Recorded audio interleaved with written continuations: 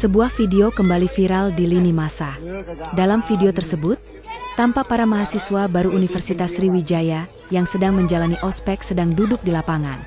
Kemudian para senior menyuruh mereka untuk saling mencium kening. Video tersebut kemudian bocor dan tersebar.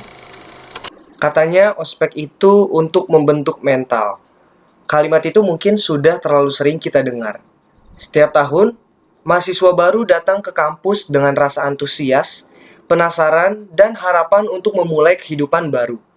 Mereka membayangkan kampus sebagai tempat untuk berkembang, tempat belajar berpikir kritis, tempat membangun relasi, dan tempat menemukan identitas diri.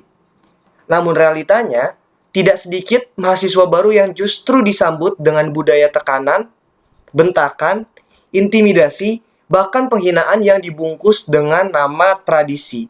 Oleh karena itu, saya Blend Fokrais mahasiswa pendidikan sosiologi akan membahas keresahan ini yang berjudul Ospek, Pendidikan Karakter atau Pelanggengan Hierarki Senioritas. Tahun 2025, media sosial kembali diramaikan dengan kasus ospek Universitas Sriwijaya yang viral karena mahasiswa baru diduga dipaksa melakukan tindakan yang dianggap tidak pantas dan memperlakukan saat kegiatan ospek berlangsung. Video tersebut langsung menuai kritik publik karena banyak orang mempertanyakan, apa hubungan tindakan seperti itu dengan pendidikan karakter? Akibat kasus tersebut, pihak kampus sampai memeriksa belasan senior dan membekukan organisasi mahasiswa terkait selama 1 tahun. Kasus ini menunjukkan bahwa persoalan ospek bukan lagi sekadar masalah teknis kegiatan mahasiswa, tetapi sudah menjadi masalah budaya organisasi pendidikan yang terus diwariskan. Pertanyaan pentingnya adalah, apakah ospek memang benar bertujuan mendidik mahasiswa baru, atau justru menjadi alat untuk mempertahankan budaya senioritas dan kekuasaan di lingkungan kampus? Secara konsep, ospek atau orientasi bagi mahasiswa baru sebenarnya memiliki tujuan yang baik. Ospek dibuat agar mahasiswa baru mampu beradaptasi dengan lingkungan perkuliahan yang sangat berbeda dari sekolah menengah. Mahasiswa dikenalkan pada sistem akademik, budaya belajar di kampus, organisasi kemahasiswaan, etika komunikasi, hingga nilai-nilai kedisiplinan dan tanggung jawab. Dalam kondisi ideal, ospek harusnya menjadi ruang edukatif dan humanis. Mahasiswa baru perlu dibantu memahami bagaimana cara berpikir sebagai mahasiswa, bukan malah dipaksa untuk tunduk kepada senior. Namun dalam praktiknya, banyak kegiatan ospek yang justru bergeser dari orientasi akademik menjadi arena pembuktian kekuasaan. Senior merasa memiliki otoritas penuh terhadap mahasiswa baru. Junior dianggap harus patuh tanpa boleh bertanya, tekanan dianggap latihan mental. Bentakan dianggap pembinaan karakter, dan penghinaan dianggap bagian dari tradisi. Kasus ospek Universitas Sriwijaya menjadi salah satu contoh bagaimana budaya senioritas masih hidup dalam organisasi pendidikan. Video yang viral memperlihatkan mahasiswa baru dipaksa melakukan tindakan yang dianggap mempermalukan di depan banyak orang saat ospek berlangsung. Banyak masyarakat menilai tindakan tersebut tidak memiliki relevansi dengan tujuan pendidikan. Yang menarik adalah bagaimana sebagian orang justru membela praktik itu dengan alasan untuk melatih mental, biar mahasiswa baru kompak atau supaya mereka disiplin. Padahal, jika kita analisis lebih dalam, tindakan seperti itu menunjukkan adanya relasi kekuasaan yang tidak sehat. Senior berada pada posisi dominan, mahasiswa baru berada pada posisi yang tertekan, dan rasa takut dijadikan alat kontrol sosial. Ini membuktikan bahwa dalam banyak organisasi pendidikan, hierarki seringkali lebih kuat dibandingkan nilai kemanusiaan. Dalam kajian sosiologi organisasi pendidikan, kampus dipahami bukan hanya sebagai tempat belajar, tetapi juga sebagai organisasi sosial yang memiliki struktur, aturan, budaya, dan relasi kekuasaan. Setiap organisasi pasti memiliki hierarki.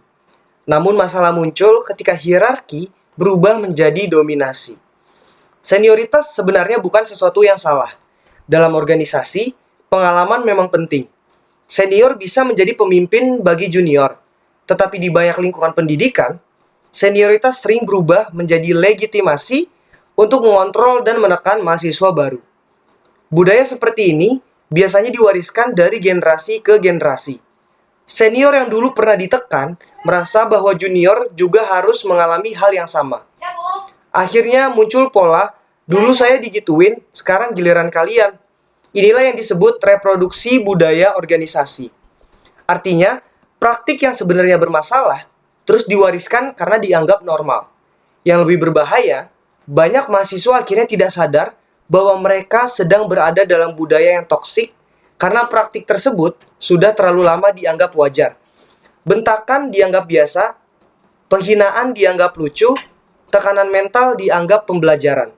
Padahal jika dilihat secara objektif, banyak praktik ospek justru bertentangan dengan nilai pendidikan itu sendiri. Pendidikan seharusnya membangun kesadaran, bukan ketakutan. Pendidikan seharusnya melatih berpikir kritis, bukan membiasakan kepatuhan buta. Pendidikan seharusnya menciptakan relasi sehat, bukan relasi dominasi. Dalam teori sosiologi, kondisi seperti ini bisa dijelaskan melalui konsep kekuasaan simbolik. Senior tidak perlu selalu menggunakan kekerasan fisik, tetapi menggunakan tekanan sosial dan simbol status untuk mengontrol juniornya. Mahasiswa baru akhirnya patuh bukan karena menghormati, tetapi karena takut dikucilkan atau dianggap melawan organisasi. Akibatnya, budaya organisasi menjadi tidak sehat. Organisasi mahasiswa yang seharusnya menjadi ruang pengembangan diri, justru berubah menjadi ruang reproduksi kekuasaan. Banyak orang menganggap ospek keras hanyalah bagian dari proses pendewasaan. Namun, dampaknya tidak sesederhana itu. Tekanan verbal dan rasa malu di depan umum bisa memengaruhi kondisi psikologis mahasiswa baru. Tidak semua orang memiliki daya tahan mental yang sama. Ada mahasiswa yang akhirnya kehilangan rasa percaya diri, merasa takut terhadap lingkungan kampus, malas mengikuti organisasi, dan bahkan mengalami trauma sosial. Ironisnya, kampus yang seharusnya menjadi ruang aman untuk berkembang, justru bisa menjadi tempat pertama mahasiswa mengalami tekanan sosial yang serius. Selain itu, budaya senioritas juga membuat mahasiswa belajar satu hal yang berbahaya, bahwa kekuasaan bisa digunakan untuk menekan orang lain. Ketika junior yang dulu ditekan akhirnya menjadi senior, mereka seringkali mengulang pola yang sama. Siklus ini terus berputar dan membuat budaya organisasi sulit untuk berubah. Akibatnya, organisasi mahasiswa gagal menjadi ruang pendidikan yang demokratis. Pertanyaan yang perlu kita pikirkan bukan lagi apakah ospek perlu ada, tetapi budaya seperti apa yang sebenarnya sedang dipertahankan dalam ospek. Jika tujuan pendidikan adalah membentuk manusia yang kritis, beretika, dan menghargai sesama, maka budaya intimidasi jelas bertentangan dengan tujuan tersebut. Karakter tidak dibentuk lewat penghinaan, kedisiplinan tidak harus lahir dari tekanan, dan rasa hormat tidak tumbuh dari rasa takut. Menghormati senior seharusnya lahir karena keteladanan, bukan karena intimidasi. Mahasiswa baru membutuhkan pembimbing, bukan penguasa. Mereka membutuhkan ruang adaptasi, bukan ruang tekanan. Jika organisasi mahasiswa terus mempertahankan budaya senioritas yang toksik atas nama tradisi, maka organisasi tersebut sebenarnya sedang gagal memahami makna pendidikan itu sendiri. Pada akhirnya, kualitas pendidikan tidak hanya ditentukan oleh seberapa tinggi ilmu yang diajarkan, tetapi juga bagaimana manusia diperlakukan di dalamnya. Karena kampus harusnya menjadi ruang tumbuh, bukan ruang takut. Saya Bland Fokreis, dan inilah refleksi mengenai ospek, senioritas, dan wajah organisasi pendidikan kita hari ini. Terima kasih.